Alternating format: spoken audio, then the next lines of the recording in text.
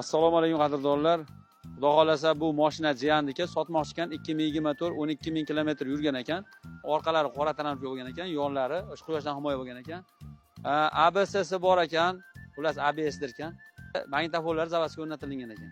Qadrdonlar, mashina 2024 metan ustanovkalari bo'lgan. Yana oyoqdagi qanaqadir anaqa polilari qo'yilgan. Xullas qadrdonlar g'irt Cobalt. Mabodo qiziq bo'lsa aloqaga chiqinglar. G'irt dehqon o'zi zavoddan zakaz berib olgan, yani sotmoqchi. Qo'lma-qo'l bo'lib o'tib, narxi oshgan mashinalardan ko'ra shu mashinaga aloqaga chiqib sotib olsalar ham biz ham xursand bo'lamiz. Iloyim sizlar ham $100-200 arzoniga olib, sizlar ham xursand bo'linglar. Mashina narxi $12300 deyapti jiyanim. Ag'ini endi telefonda aloqaga chiqib gaplasha olaverasizlar. Hammalarning sog' salomat bo'linglar. Podдержка uchun bittadan laykni taqaytib mixlab qo'yinglar.